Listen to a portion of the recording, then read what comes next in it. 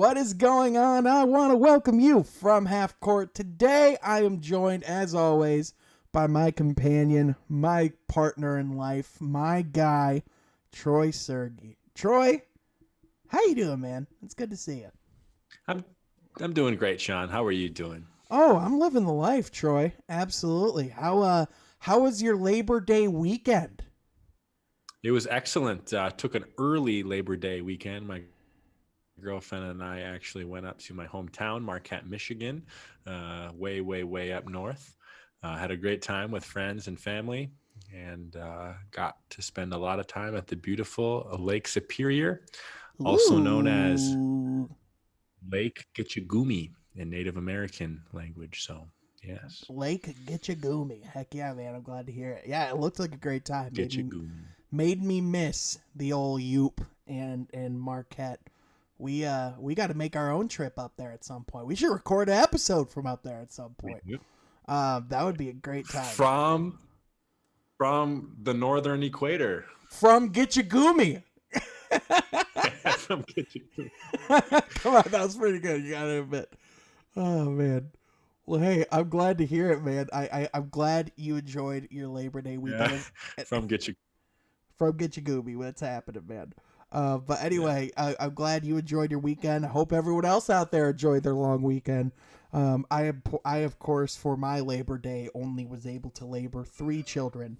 I will try to best that record next year, because that's what Labor Day is, right? Like, you have to push out children into the world, and that's the one day a year that we labor.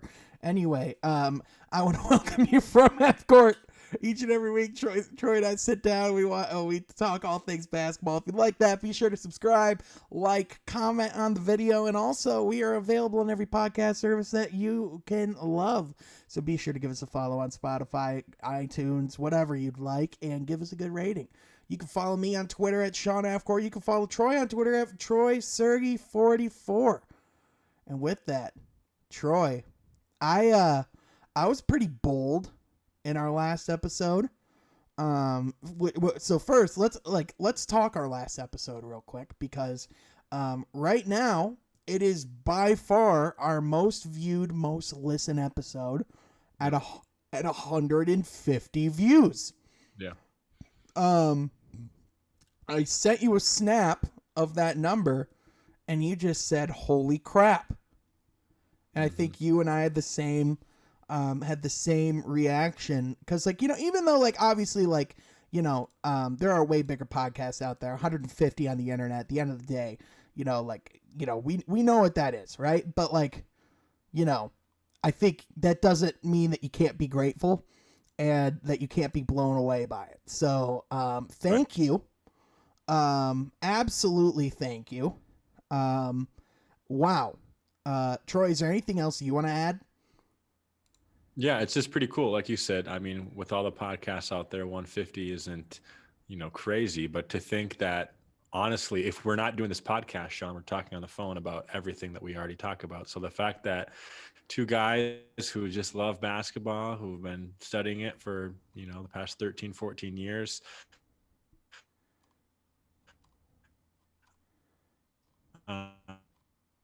are getting this many views is remarkable. And I guess we're doing something right if we keep getting more and more viewers. And to think I thought, yeah, maybe 10 or 15 people would look at this tops, but the fact that over 150 people across the country are listening to this podcast, across the globe, that's across the globe. That's, if we're just talking about country, that's 3 people per state, right? I mean, that's just, it's wild. So, yeah, thank you, fans. Just so humbled to reach this point. Yeah, heck yeah, man. And listen, at the end of the day, Troy is spot on, and we would do this whether there would be people listening or not, because I mean, the truth of it is we have, and that's just how we are. But just the prospect of being able to do a podcast with one of your best friends, talk basketball, have people listen. And by the way, we have on the actual audio end, we have people joining from around the world, Troy. We've had listens from Germany, Canada, Italy, Ireland. We've had listens from Uusimaa, Finland. Troy. That is weird. But anyway, yeah. Finlanders there, eh? So anyway, no, I'm kidding. But yeah, thank you so much to everyone who's listening. Thank you so much to everyone who's watching. If you're new here on YouTube, be sure to give a subscribe. And also, hey, not to keep just shamelessly plugging things, follow the TikTok, because now we're actually making content on TikTok. So follow us at From Half Court. I'm not sure if you've seen any of that, Troy, but I'm pretty proud. Today, I released a banging video on Jalen Green versus Cade Cunningham, and I talk about how I think that's going to be the next great rivalry in the league. So yeah, if you want some more analysis and stuff throughout the week, follow us on TikTok. But with that, absolutely. Troy, I ended the episode pretty bold last week. Just in case those who did not get all the way there. I said at the end of the episode, I have a feeling that there is going to be something big that happens in the coming week in between our last episode and where we are now. And you looked at me and were like, "Ooh, okay." And then we stopped recording and you were like, "What do you think it's going to be?" And I was like, I mean, I don't know, but it's got to be something Ben Simmons related. It's got to be. You know, at the time, I was like, maybe he gets traded by this time next week. And that didn't quite happen. But Ben Simmons news did happen this week, Troy. Would you like to give our viewers at home a little description of what went down? Absolutely, Sean. And yes, I remember that very much. You made a bold prediction last week. And the bold prediction, not only did that come true that upcoming week, it came true the next day, Sean. And that news is this. Ben Simmons requested a trade. Ben Simmons has requested a trade from the Philadelphia 76er organization. And in his camp, they have reportedly requested to be traded to the Golden State Warriors. They have been listed as the desired destination of Ben Simmons. Troy, I'm going to start with, I want to know your thoughts, because I am curious if you are genuinely as puzzled as I am. Yeah. To make a long story short, yes, I am as puzzled as you are. But as far as the request to be traded, not surprised at all. Right. We knew this was coming all summer long. We knew that left a bad taste in his mouth in the Eastern semifinals when they lost to Atlanta. So we knew this was coming. I know a couple of podcasts ago we talked about how Minnesota might be one of the leading teams to potentially get him, one of the front runners to get Ben Simmons, and you laid out a pretty good trade scenario that I thought would probably be the most logical. But Golden State, I mean, what assets are they going to give to Philly? What does Philly want, I guess, was what I'm thinking first. Right. But then too, you know, I can't see them trading Steph or Clay, obviously.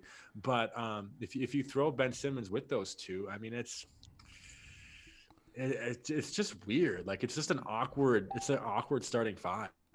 Right. It's an awkward gel to have Ben Simmons with the Splash Bros. Right. Right. So the thinking. Yeah, I'm puzzled with the lineup. Yeah. Go ahead. Yeah. So the thinking would be to take Ben Simmons and make him a supercharged Draymond Green, which in my opinion is the best situation for Ben Simmons to be in, is to be that.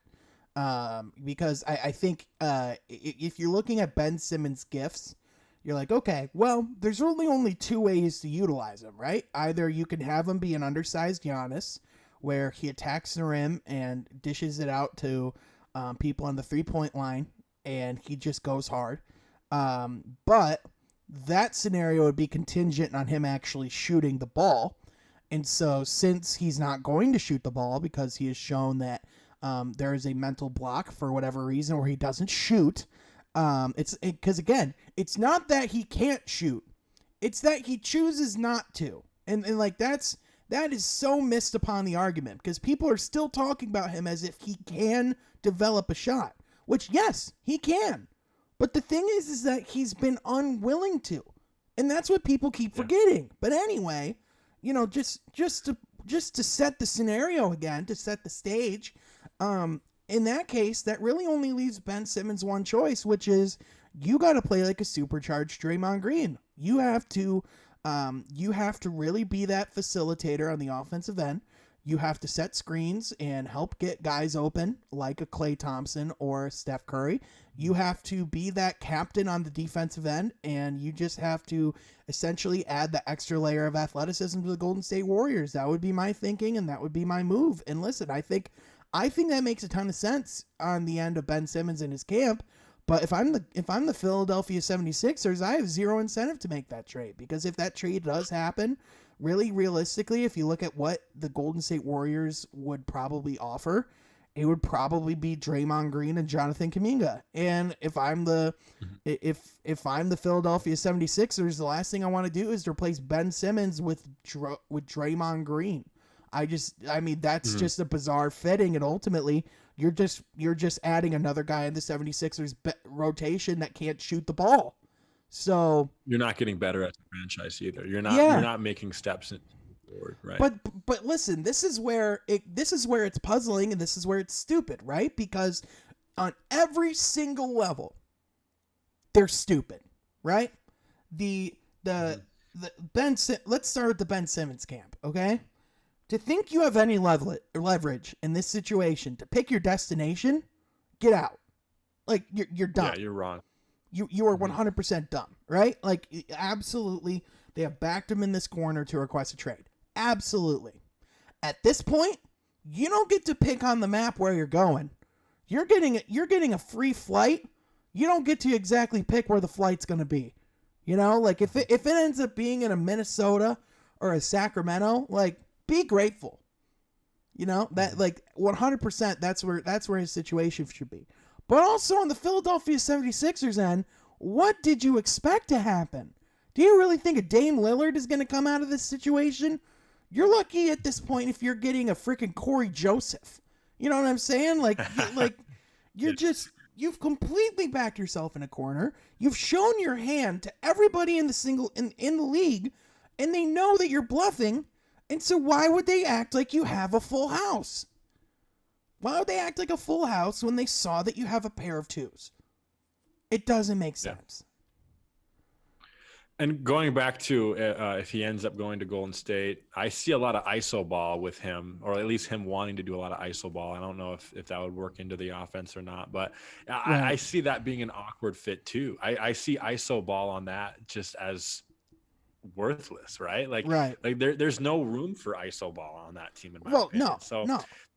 That's the only way of success I see on that roster. Well, yeah, I mean, like, really, he would have to fit into the Golden State Warriors system, and he would have to play exactly like Draymond Green, but better. He would have to find ways to add extra things to the area, because at the end of the day, defenders could still sag off him. Defenders can still ignore him, right? So, like, I mean, really the only, like, what makes the Golden State Warriors go, other than having Steph Curry and Klay Thompson, obviously that makes them go, is their ball movement, right? Like, it's the way that they facilitate the ball. That's, like, what makes them what the Golden State Warriors are. So, like, you can't run ISO on that team. You like, you know. Right. And Ben Simmons just doesn't play big. He doesn't play big, Sean. Mm-hmm.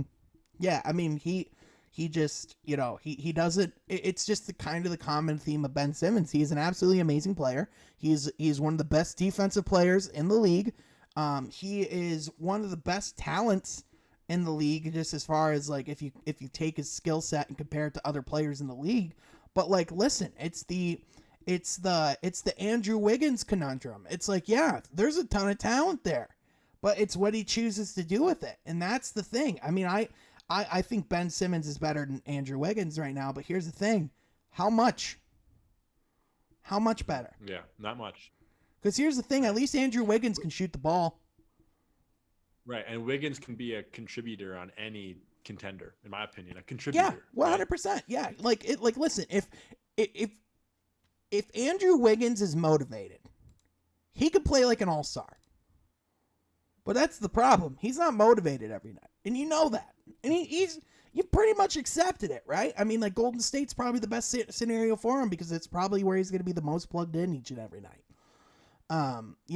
But it's just a situation where, look, I mean, Joel Embiid, he's been trying to backpedal, and on Twitter he's acting like the media's just, coming together with this narrative that Ben Simmons and Joel Embiid hate each other, and it's like, listen, I get to a certain extent, like, yes, like the media certainly has a role to play, and we could talk about that, but this isn't the scenario to do it because we have quotes from you, Joel, from you, openly trashing Ben Simmons and saying that he's the reason that you lost that playoff series. Yeah. Like, you wrote the headline. We published it. That's all that happened there. Same with you, Doc Rivers. Same with you, Daryl Morey. Like, listen, this is the ultimate indictment of the process. And I said this on a Twitter space last week. People are like, well, the process ended years ago. Like, well, no, it didn't, because the process is a process. It is from the tanking to now. You have your players. Let's see them execute. And look, they can't, because it turns out when you have a culture that says you're openly going to lose and you don't force your players to do what it takes to win, and you don't have a winning culture that can foster young talent into a situation that will carry them to when they can compete, this stuff happens. And it's happened. And now it's going to blow up in their face. So if I'm the rest of the league, I'm never openly telling my fans that I'm losing, because obviously, it's not a direct one-to-one correlation. But look, a lot has happened to this point that has ultimately proven the failure of the process, right? Can we say now the process hasn't worked? Can we admit it? The process doesn't work. I can admit it. I'm happy to admit it. Yeah. So, listen, there's going to have to be some real deep soul searching in Philly. And Daryl Morey was brought in to solve problems like these. If Brooklyn doesn't swoop in at the 11th hour to get James Harden, we wouldn't be having this discussion, because Ben Simmons would have been traded a year ago. But it happened, and now Ben Simmons wouldn't be put in any kind of trade package like that and have it be seen as a good deal. So that is where we're at.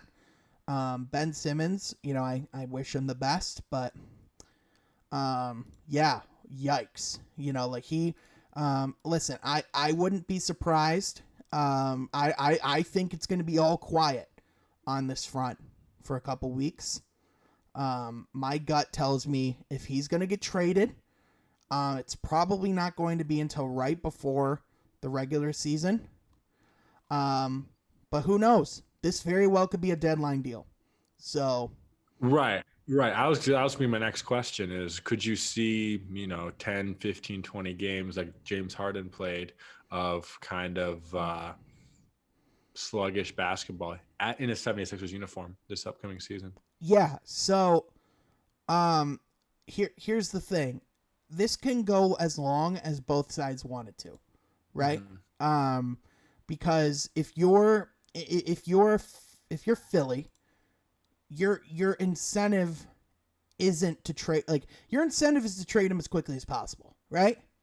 But at the same time, you're stuck because you're in this situation where you have this guy who is just sitting on your roster, is taking up your cap space, is looming over your championship hopes, like, because he's in a conundrum where, on one hand, it benefits you to wait to see if his value goes up. But on the other hand, it benefits you to get him out of there as soon as humanly possible because it's looming over your team and your culture. So, like, they're just stuck. It's a catch-22, right? So, if I was Philly, I'd trade him in a week. And honestly, it would just be, we got to find the best thing that we could possibly get.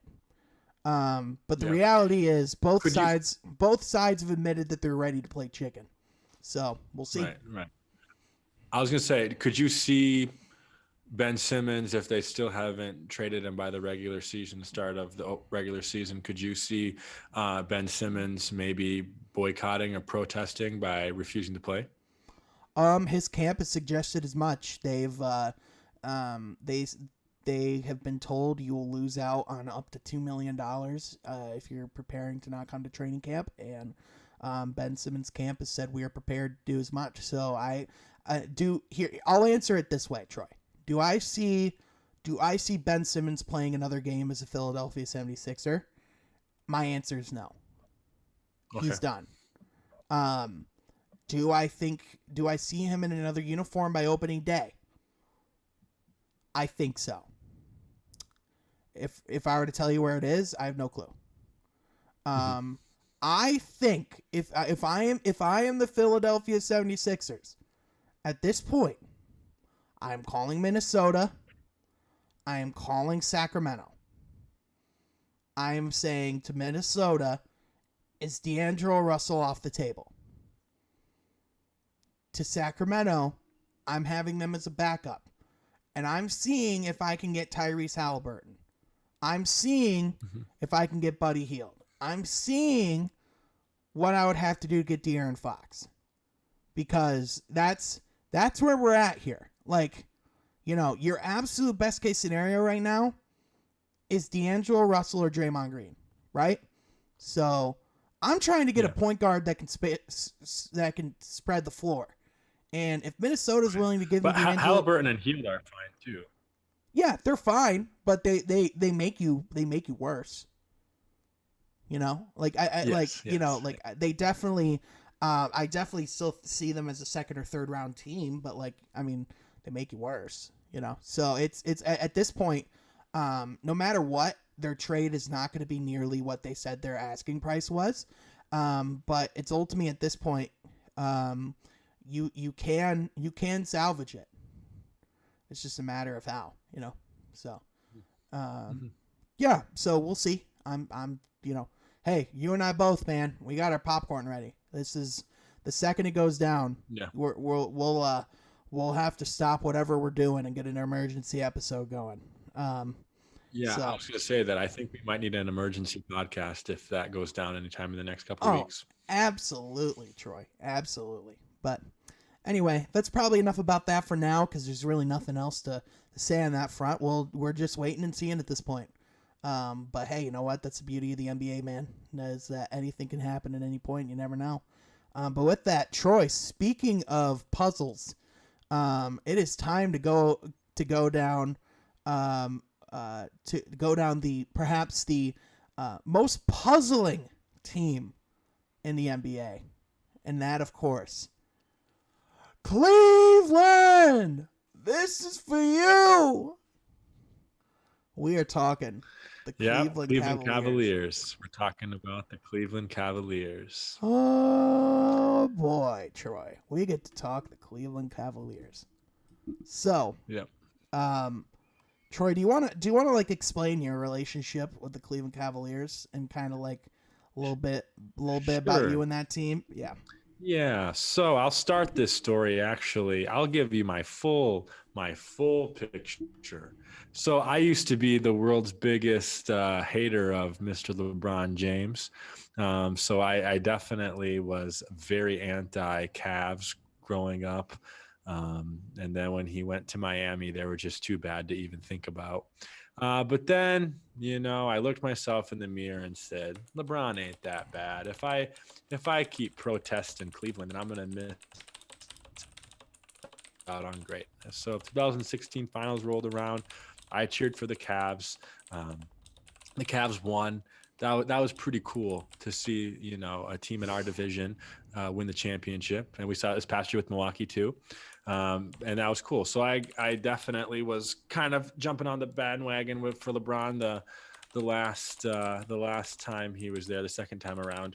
And then, they were just kind of off and on, after they got rid of him, especially when they got rid of Kyrie for Isaiah Thomas and all that. So they're definitely on a down spiral.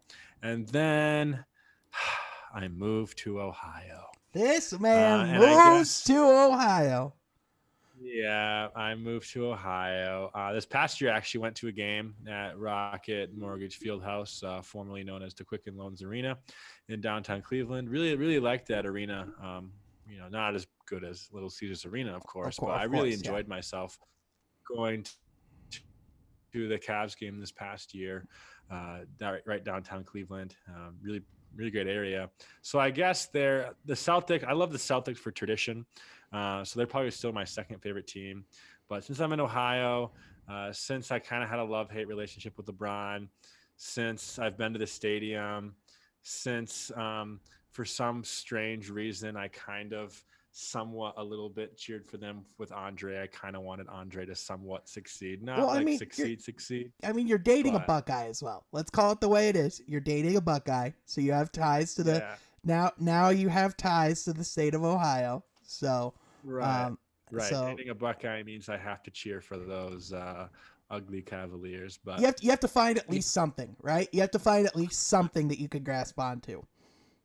and I found that something, Sean.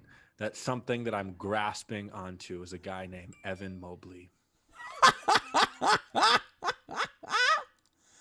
Oh my gosh, heck yeah, man. Well, hey, there's definitely some things to grasp onto. That is for sure.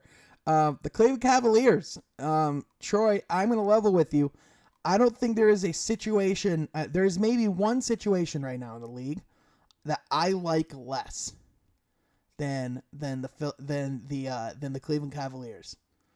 I will give you $5 if you can guess the situation I like the least in the league. Sacramento. Close, but it is not Sacramento. I like Sacramento better than this team right now. Okay, can I get one more guess? One more.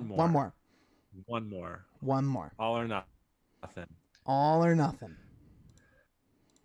Houston. No. Nope. Who is it? It's the San Antonio Spurs. Really? Yeah, they listen. Okay. I mean, we'll go into that. Maybe that's an upcoming episode at some point. Maybe we take a look at the San Antonio Spurs. But let's start with this. Name one thing they have to hang their hat on. Name one, other than Pop. Cleveland or San Antonio? San Antonio. Greg Popovich. Exactly. That's it. And he can retire literally at any time. Other than that, their roster is a ton of skin and bones. But anyway, yeah, they suck.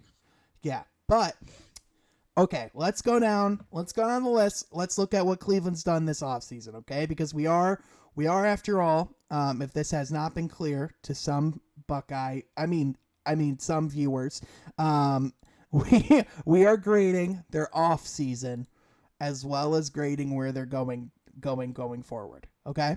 So, the Cleveland Cavaliers, once again, Troy, the basketball gods have bestowed upon thee a top 3 pick in the NBA draft.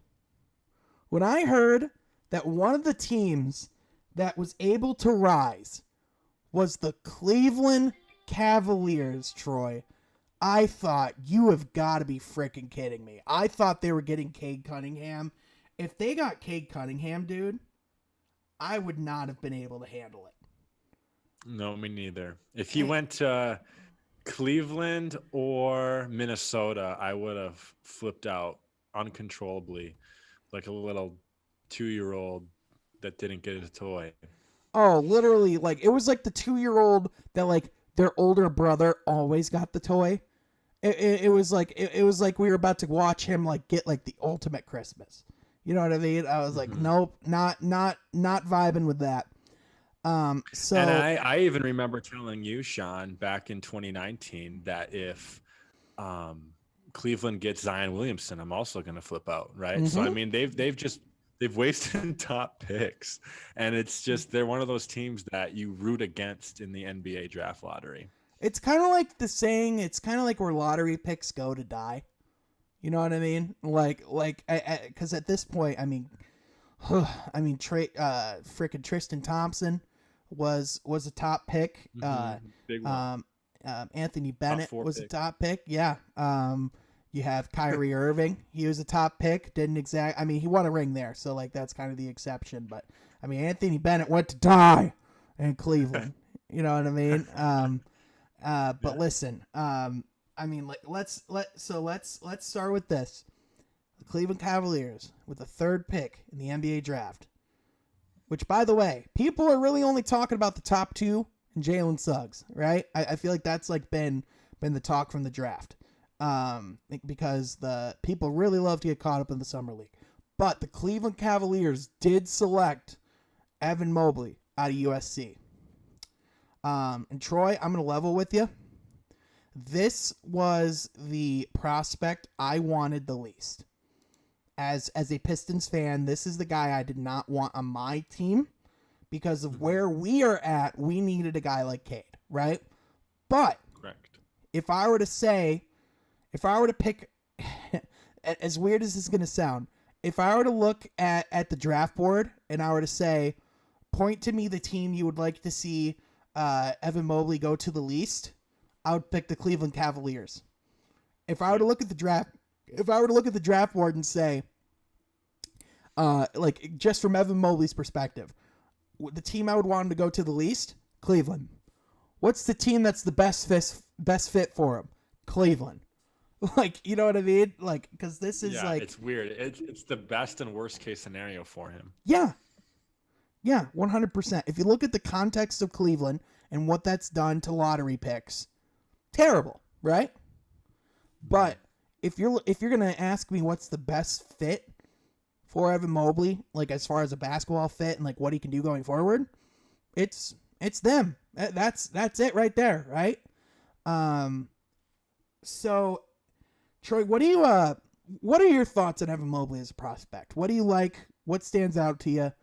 What do you worry about as far as his game transitioning to the league? Mm-hmm. And just an echo of what we've talked about a couple weeks ago with when the draft was going on. I like his size, I like his length, I like his touch around the rim. Rebounding's fine, really blocking, defense is, fine. I mean, nothing outstanding.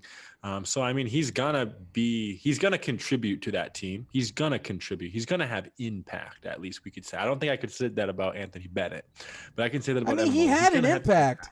It was just very negative. Yes. Okay, let me rephrase that. Evan Mobley will have a somewhat positive impact on the Cleveland Cavaliers this upcoming season. But that's about all I can say. That's about all I can guarantee from Evan Mobley. I mean, he's just kind of slow. He's not necessarily even like a rim runner. I mean, not to like the prospect to be going number 3 in the draft, right? I think it's unfair to say he's not a rim runner. I think it's fair to say he can be an amazing rim runner. But I think there are certain guys in this league, like when I think of the ultimate rim runner, I think of Clint Capella, right? Like that guy licks his lips at the idea of running to the rim. And I don't see that with Evan Mobley. He just doesn't have that hunger. Correct. I think that sums up pretty well what you're saying.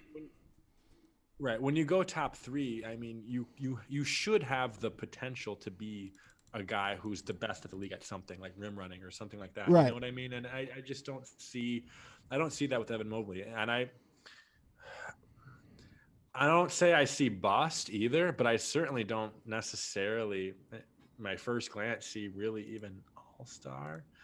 But I'm not saying that's out of the question. It's absolutely not out of the question. I just don't see it right off the bat. Right. I see him maybe even a little bit, dare I say, a project. To some degree, to some level. Certainly the most of the top prospects.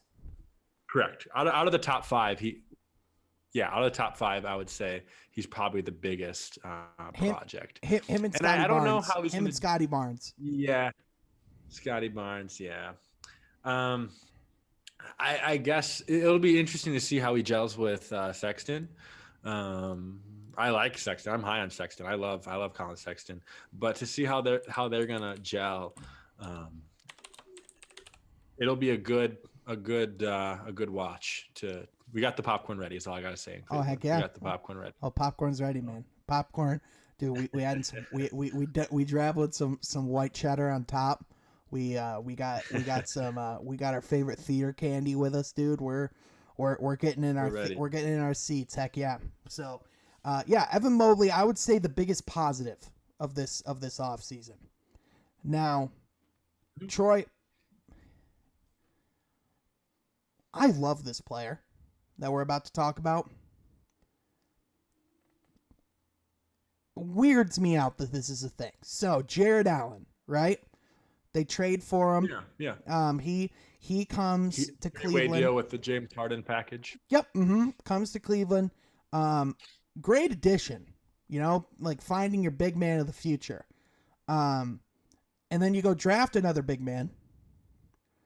And in that same season, you draft a big guy. And that same offseason, about a week after drafting Evan Mobley, they agree to a 5-year, $100 million contract with Jared Allen. So, is the idea to have two other things that go on? Yeah. So what are those two things, Troy? You also have a weird contract with Kevin Love, and you go out and sign Laurie Markkanen, right? Yeah. Oh, we'll get there. Believe me. But like, is the prospect to have a front court of Kevin Love, or like, I mean, let's be honest, he's gonna get bought out either this year or next year, probably next year. Right.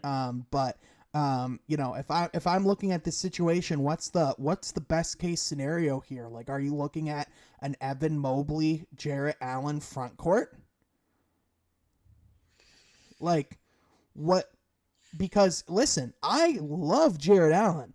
Absolutely, probably one of the most underrated big man prospects we have in this league, just as far as what he could do, right? But like, what are you doing with all of these weird contracts you have on your team? Like, you have all these redundancies, right? Like Colin Sexton and Darius Garland, redundancy. Jared Allen and Evan Mobley, redundancy. Like, their entire bench, redundancies. Like, what is the... Because that's, if I were to say the ultimate indictment on the Cleveland Cavaliers franchise, it is this. What is the plan outside of having LeBron James?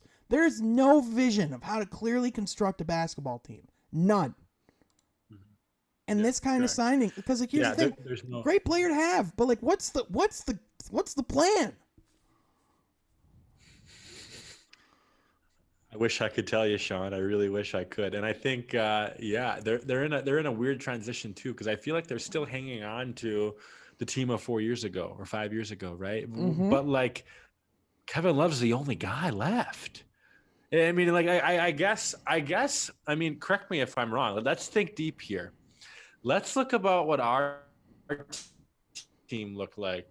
Our team as in Detroit in 2011. Or maybe even 2010, with Rip Hamilton and Tayshaun Prince. We were holding on to those guys way too long. But we surrounded like young talent, as in like Brandon Knight and Greg Monroe, like gelling with those guys, and like try to develop Stuckey and Max Seal to go along with that too. And although we were never the worst team in the league, but we sure as heck wasn't anything above 25 or 23 best team in the league, right? So we were never over 20 is what I'm saying, or under 20. But like, I guess it's somewhat similar. We were so hanging on to the 04, 05, 06 teams going to the conference finals. And then we were just gelling these weird young pieces together. And we had weird signings like Charlie Villanueva, Ben Gordon, like 6th man of the year, dude. 6th man of the year, 5-year, $45 million contract that would 5-10 years ago. That was insane. So I guess I do see some similarities between that Piston team of 10 years ago and this current team of Cleveland. Just no vision, hanging on to the past, and throwing random free agents to go on with random mediocre rookie talent. Yeah, it is honestly, it is honestly like, and listen, I'm all for compiling assets. I am all for that. Right? Because I think that's the best thing to do. I think it makes the most sense. Absolutely. Just get as many young guys on the roster as possible. Compile good young assets. Here's the problem. At a certain point, after compiling young assets, because let's be honest, Cleveland's been compiling young assets for a minute. I mean, Colin Sexton was drafted the season that LeBron left Cleveland to go to the Lakers. And now we are at a point where Colin Sexton is going into his final year of his contract, and he is about to get paid a little over $6 million this season. And then after that, Colin Sexton is a restricted free agent. So either he could potentially go somewhere else, sign for more money, and ultimately you decide to pass on that and let him walk and maybe get something in the trade. You maybe trade him at some point this season, or you're committing another sizable contract to Colin Sexton, which would mean that all of your money would currently be tied into Kevin Love, who's about to get paid $31 million this season. You have Taurean Prince, who, by the way, is going to get paid $15 million this season. You have Jared Allen, who's starting this year, is going to get paid $20 million. And then you still have Darius Garland, who has a team option in the next year. So it's one of those things where it's like, yes, you are absolutely 100% compiling assets. You want to just have as many as possible. And this year's clearly going to answer a lot of questions about where Cleveland's going as a franchise with Colin Sexton, Darius Garland, all those guys. But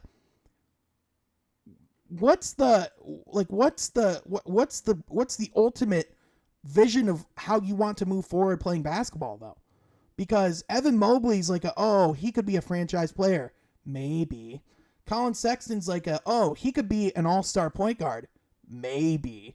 Darius Garland, yeah, I like Colin Sexton better than Darius Garland right now, but Darius Garland's probably the cheaper option. Maybe.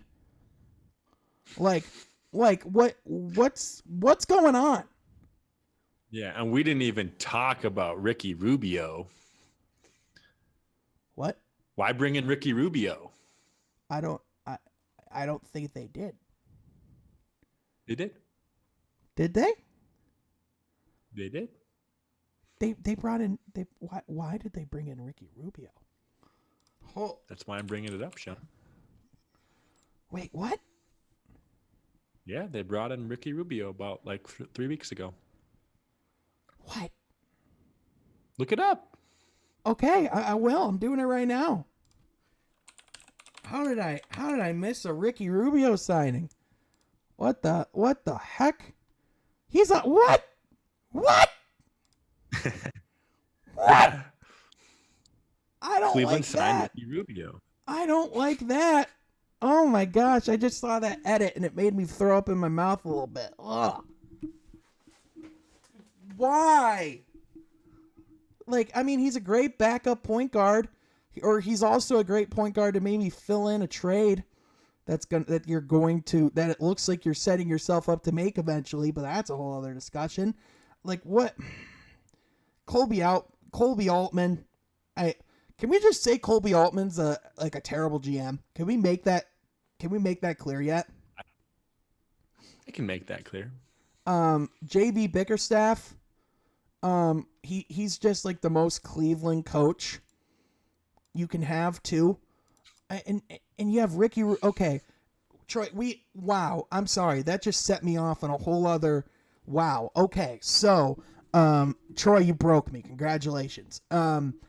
Now let's get into other key things that happened this offseason. So the big one, that we covered, or that we might have talked about, the Laurie Markkanen. So, in a 3-team deal, the Cleveland Cavaliers trade Larry Nance Jr. to the Portland Trailblazers.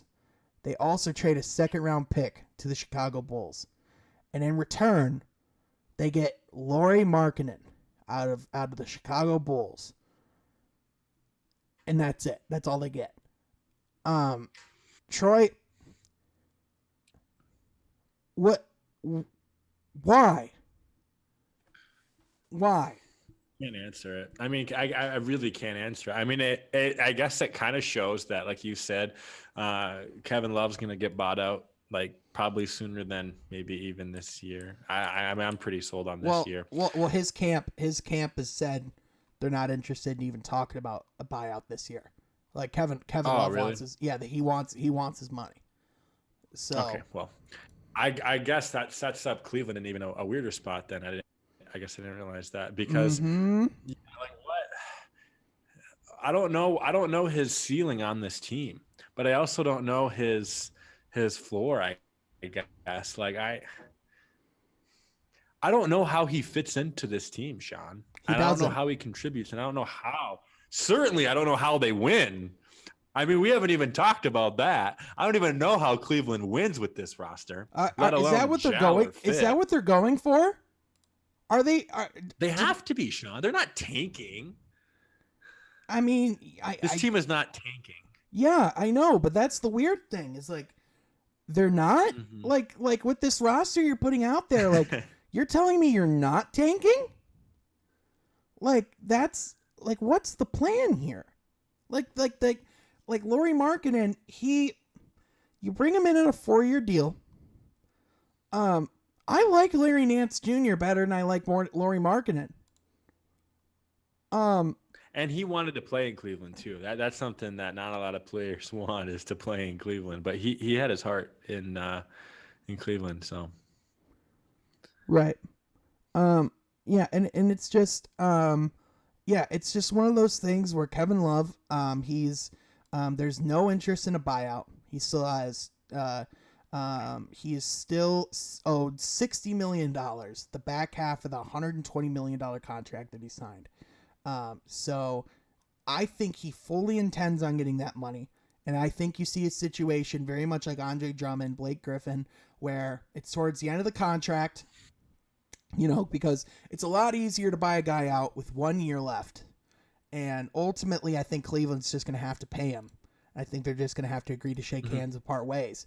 But I think, as of right now, unless you truly want to eat $60 million, whether, 30 this year and 30 next year, you kind of have to keep him around until he doesn't want to be kept around anymore. Right. So, like I said, Kevin Love owed $31,300,000, and with him on the roster, to your point, that just leaves Laurie Markkanen in such a weird spot.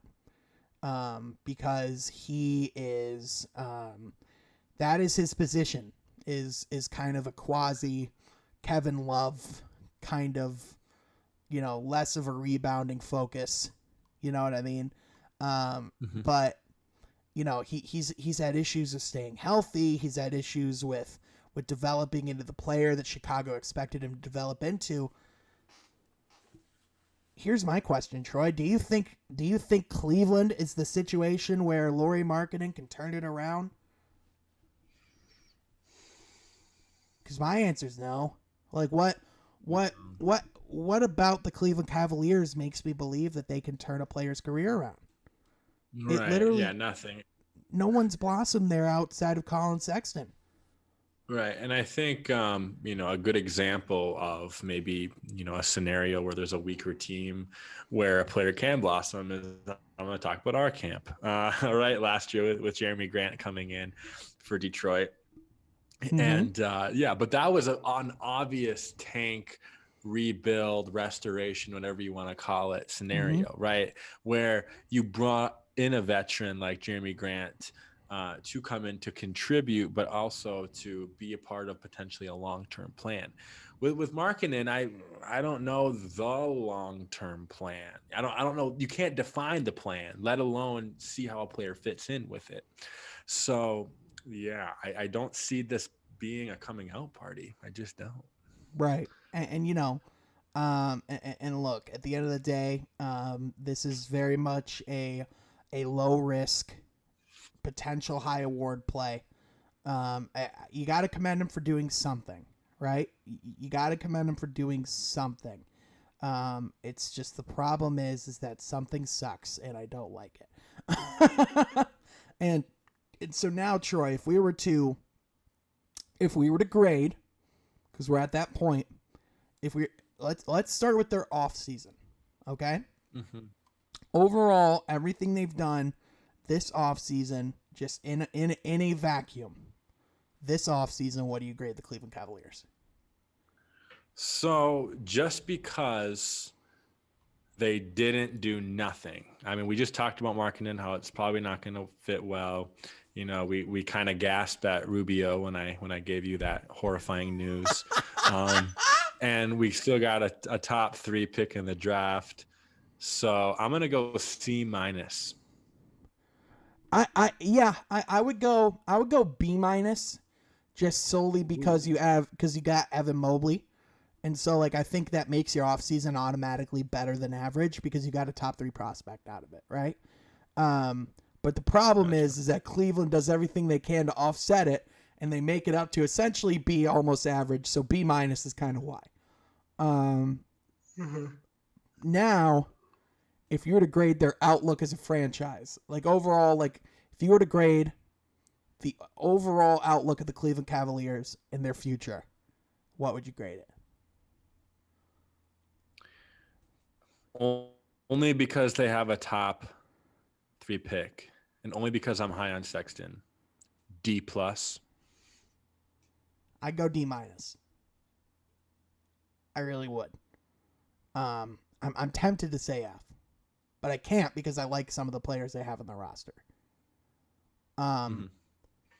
Here's what it comes down to, right? At the end of the day, you can have a ton of pieces you like, but if that piece doesn't fit into a puzzle, it doesn't do any good, right? And so, as of right now, ultimately, I just don't see a team that excites me or entices me to think that they have anything that I can be excited about going forward.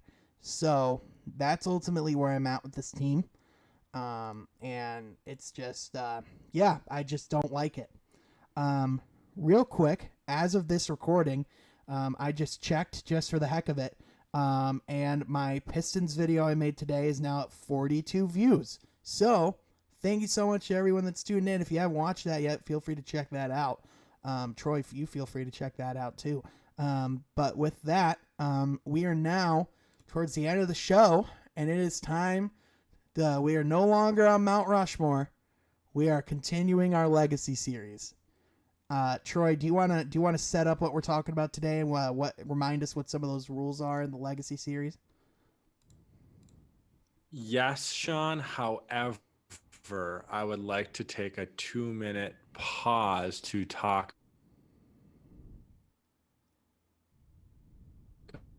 about the Pistons trade. I know you made a video, fans listening right now.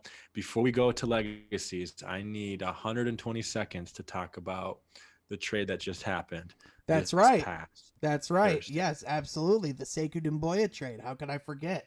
Absolutely. So let's break that down. Let me pull up the actual trade real quick because there was a trade.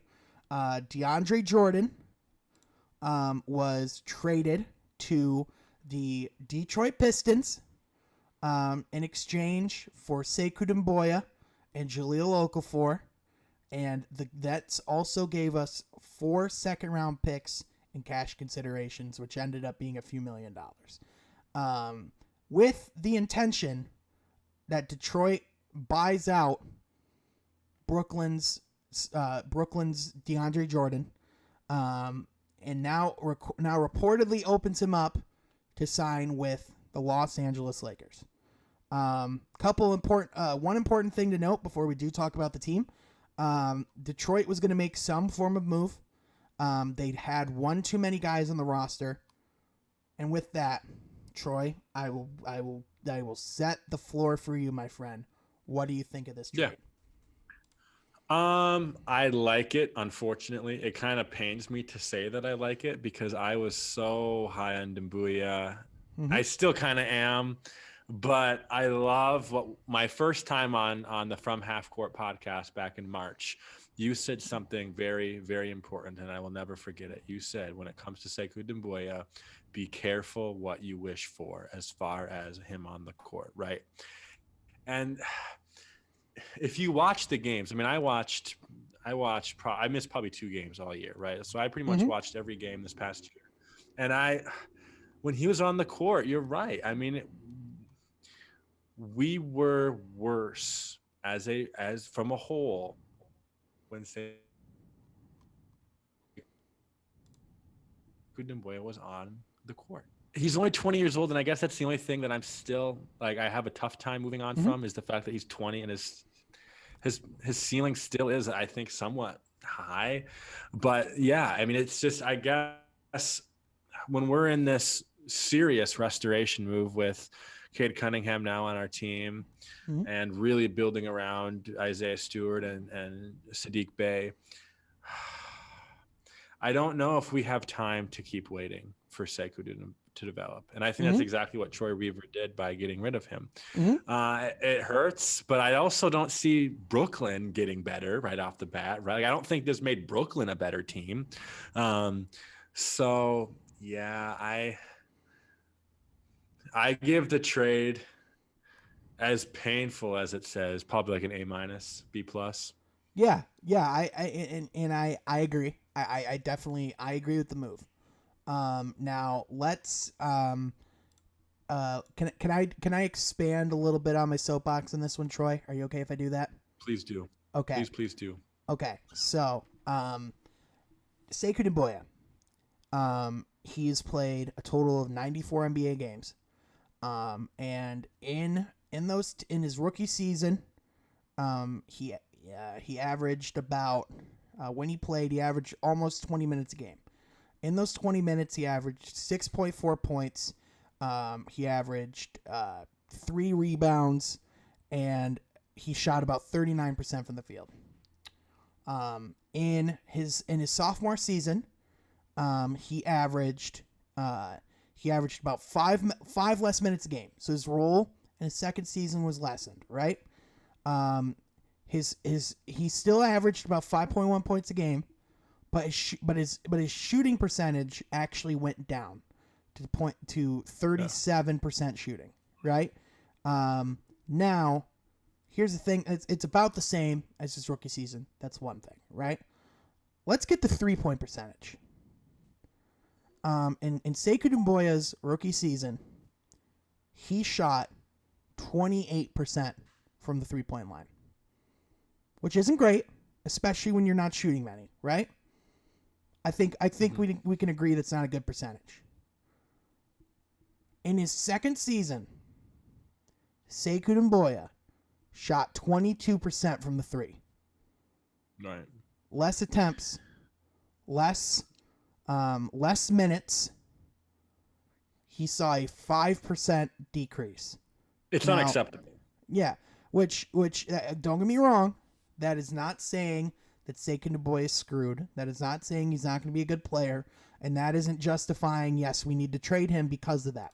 Here's why we needed to trade Sekou Doumbouya. It's for this reason, and it is this reason only. I'm going to go ahead and I'm going to pull up our roster for next season. And we're going to play a little game, okay? I'm going to go through all these names, and I want you to tell me who you giving minutes to. This guy or Sekou Doumbouya, okay? You want to play? I want to play. It. All right, let's do it. So let's start. We'll go down the line. I'm going to list it as far as experience. Cade Cunningham. Who are you giving minutes to? Cade Cunningham. Okay. Cade Cunningham. Yep. Let's go Isaiah Stewart. Who are you giving minutes to? Isaiah Stewart. Mm-hmm. Who are you giving minutes to? Sadiq Bey or Sekou Doumbouya? Sadiq Bey. All right. Who are you giving minutes to? Saben Lee, Sekou Doumbouya. Saben Lee. Who are you giving minutes to? Hamidou Diallo or Sekou Doumbouya? Diablo. Who are you giving minutes to? Frank Jackson, Sekou Doumbouya. I want to say Sekou Doumbouya, but I know the right answer is Frank Jackson based off of how tenacious his past season was. So Frank Jackson. Mm-hmm. Who are you giving minutes to? Isaiah Livers or Sekou Doumbouya? Isaiah Livers. So that's 7. Half of them weren't starters. Half of them didn't even play his position. If we were to focus specifically on his position on the team, Isaiah Livers, who are you giving minutes to on this team? Kelly Olynyk or Sekou Doumbouya? Kelly Olynyk. Who are you giving minutes to? Jeremy Grant or Sekou Doumbouya? Jeremy Grant. So listen, At Sekou's specific position, there are so many guys in this team that are better than him, and guys that are younger than him, or the same age as him, or slightly older than him. So Detroit has done. And we're a rebuilding team. Yeah, yeah. And listen, that just means two things. It means one, Detroit has done their job in the sense that they've gone out there and they've gotten a roster that has a ton of great young guys on it. Another piece of compiling as many assets as humanly possible is dumping ones when you know that it's not going to be beneficial to have them on your program. And Sekou Doumbouya, as much as I loved him, and as much as he had a fun rookie year, and as much as I really wanted him to be our franchise cornerstone going forward, I saw the roadmap of what it could have been like if he was like our Pascal Siakam, or dare I say our Giannis. You know what I mean? I definitely see that. And that future sounded awesome. But Troy Weaver clearly didn't love what he saw from Sekou Doumbouya in the behind the scenes.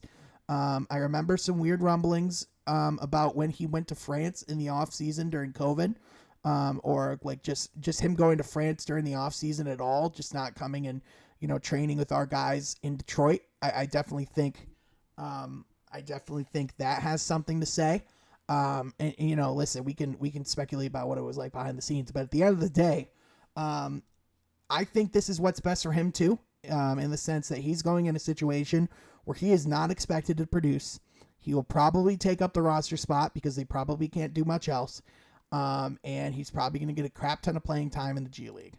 So, listen, I am all for, and I want him to succeed, but let's not pretend that on this Detroit roster, he should be getting minutes over a lot of guys, because if you look at our roster, the simple truth is that right now, I think Isaiah Livers has more of a skill set in the NBA than Sekou Doumbouya, and he was drafted this year in the second round. So let's be a little honest here.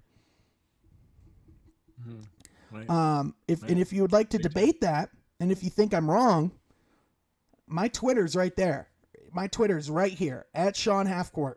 Let's have a conversation. Let's sit down. We can even watch film together if you want to. I will show you film, and we will come to the same conclusion that we just came to on this podcast. I guarantee it. But anyway, now, Troy, it is time to continue our legacy series. And today, what are we doing, Troy? You want to set the parameters? You want to give us a little bit of a backstory, and we can dive right on in? Absolutely. So parameters, rules for legacies. Remember, I guess there's 3.5 rules. First one, they had to have made an all-star game, and that all-star game has had to have been in the 2000s, so from either 2000 2009. They cannot be in the who probably has little chance to go to the Hall of Fame, but still an all-star caliber player. Mm-hmm. And the last one is they cannot currently be in the NBA today. And today we are talking about two-time NBA All-Star, the 4th pick in the 1998 NBA draft, Antoine Jameson. Antoine Jameson. The man, the myth, the Jameson. Oh, man. I saw when you said that Jameson, name, that was a blast from the past, man. I was like, oh, my goodness. We're going. Antoine Jameson. Heck yeah. I love it. So, let's talk Antoine Jameson, Troy. Set a little bit of the background, and let's fire away. Right. Absolutely. So Antoine Jameson is a UNC guy. Had a really good coming out game in the ACC tournament against Duke. Of course, University of North Carolina and Duke are big rivals. So I'm sure that game had to have maybe boosted his draft stock a little bit. Drafted number 4 a little bit. Yeah. Drafted number 4 overall by Toronto, but immediately traded to Golden State, where he played the first couple years of his career with the Warriors. Had a dual 51-point game with Kobe Bryant early on in his career. And that was the first time since 1962 that two players had 50-point games against each other. Wait. So Antoine Jameson made a little bit of NBA history that night. Go ahead. I'm sorry. I'm just seeing this. Yeah. Antoine Jameson was traded to Golden State in exchange for Vince Carter. Wow. Wow. Wow. After that, Wow. didn't know that fact, Sean. Yeah, Yeah. I just found this, and the Toronto Raptors traded for Vince Carter and cash in exchange for Antoine Jameson. Then how did he get to New Jersey? Well, so Antoine Jameson, he started his career in Golden State. I'm talking about Vince. Oh, Vince. Well, Vince, he played for a few years, in Toronto, but towards the end of his deal, he requested a trade, and they ultimately traded him to the Nets. So okay, there you go. Yep. Yeah. Mm-hmm. But yes, Antoine Jameson. Back to Antoine. Yes, he had a duo 50-point game with Kobe in the early 2000s, I believe. Mm-hmm. And yeah, they both had 51. Great highlight on YouTube. You can check that out. And Antoine Jameson, I mean, he for 16 years in the NBA, I believe, he averaged over 18 points a game. I mean, that's good. And to think some of his last years, he averaged less than 10, which obviously that's very standard for players in the down. The fact that he had, I think when he was in Washington, maybe in Golden State, his early years in Golden State, he averaged 24 points a game one season. Mm-hmm. I mean, that goes without saying. I mean, this guy was an all-star caliber guy. Mm-hmm. Fully an all-star. And then, yeah, he had some good years with Gilbert Arenas with the Washington Wizards. And then he was on that team that was supposed to win the championship, but didn't even get out of the second round. That Cleveland Cavaliers team of 2008, 2009 with LeBron and with Shaq and Mo Williams and all them. Yeah, he was kind of brought in Jameson was he was a key acquisition on what was supposed to be a title run in Cleveland. Right. Correct. So he was the acquisition that was supposed to be on a title run. And then, of course, it never happened. And he kind of spent his remaining elderly years in the Los Angeles Lakers organization during their downfall as well. Yeah. So that's just a quick summary of as far as his teams and the kind of roles he played. But the big one was Washington. I think when we think of Antoine Jameson, at least for me, I think of his years in Washington with Gilbert Arenas, with Caron Butler, with those guys. And they even had a little rivalry with Cleveland, I think, when the Cavs made that finals run in 2007. So, I think Antoine Jameson is definitely an all-star caliber player. I mean, he did it twice. And he's a guy that I think, as far as our generation, Sean, who was getting big into the NBA during, I think, his peak, I mean, he's a guy that I don't think I will ever forget, right? I mean, he's not like a Hall of Fame, like a Dirk or a Kobe type of guy like that we'll never forget, but he's definitely someone that I can't see Antoine Jameson escaping my mind in the next couple of years. Right. Yeah. No, Antoine Jameson was just one of those guys that there's just no other way to say it. Antoine Jameson was a bucket.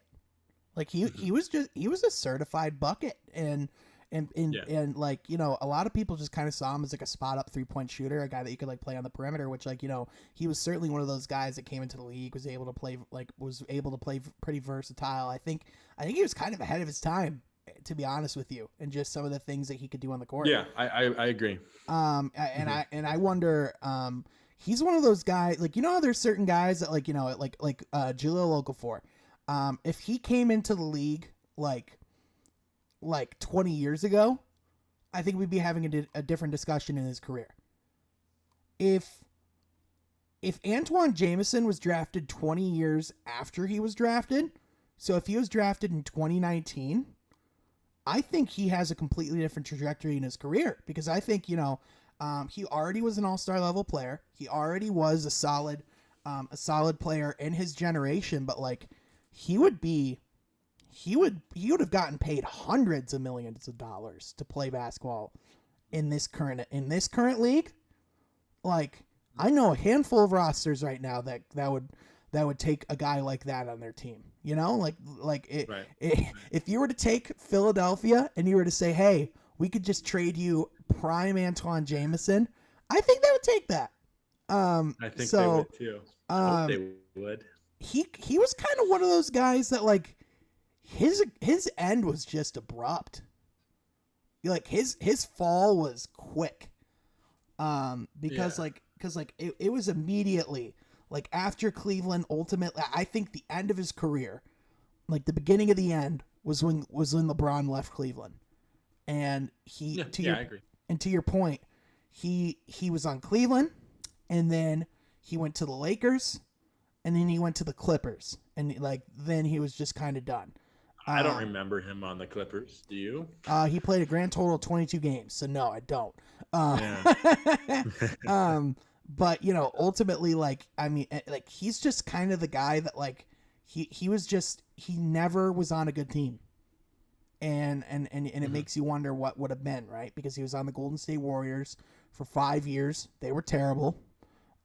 He was on the Mavericks. Imagine if he stayed in Dallas and developed a little bit more with Dirk. He was in Dallas for a year. He played there an entire season, and he only started two games. That was Yeah. So imagine if Antoine Jameson stayed in Dallas when they got good. Imagine if Dirk Nowitzki and Antoine Jameson were able to fit together, right? But like, and even then, like, what happens in Washington if Gilbert Arenas never brings guns in the locker room? Like, what if I was this close, Sean, that close of picking Gilbert Arenas as our legacy today. Mm-hmm. But I picked Antoine. Yeah, I would be interested to do Gilbert at some point. But I think ultimately, like Antoine Jameson, like he's just one of those guys, like I said, where he just never, you know, he contributed and he was a bucket, but he just, you know, at the end of the day, he never was on a team that could put it together. And that's just, you know, his regular season statistics, phenomenal. His playoff statistics, he only played in 46 playoff games in his entire career. Yeah. 46, which is not a lot. Not a lot at all. And he really wasn't able to contribute super significantly. I mean, like, here's the thing in Washington. I mean, in 2007, his one great playoff performance, he averaged 32 points a game in the 2007 Eastern Conference Finals, or round one of the Eastern Conference against Cleveland, and they got swept. And that's the thing. You'd always have to run into LeBron, and then by the time he teamed up with LeBron, he had to run into Boston, and they lost to Boston in 6. So like that, at the end of the day, like he just never was on the team that could get over the hump, that could push it together, and that's the thing. He never got past the semifinals. And even then, both times he made it there, he got swept in 2005 against Miami, and then they lost in 6 against Boston in 2010. So he just was never on a team that could put all the pieces together. Yeah. Kind of a sad legacy as far as winning and contributing and all of that. But it's different than like last week with Rip Hamilton, winning a championship, and even Stephon Marbury, right, making a museum for him. It's neither of those scenarios for Antoine Jameson, but still a guy. Like, let's play the game of, if you could compare him to any current NBA player today, who would it be? Oh man, I have an idea, but it was kind of a quick idea, so I'm not sure if I'm going to roll with it, but I'm just going to say it. Kind of like a Siakam with a jump shot, a better jump shot. You see that? Yeah, I could see that. Yeah, oh man, players today, like I would go like a Tobias Harris.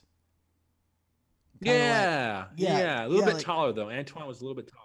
Yeah, like I would just say like that kind of like solid, consistent guy that like he's never going to be consistent. He's never going to be considered a star, but like he's a bucket.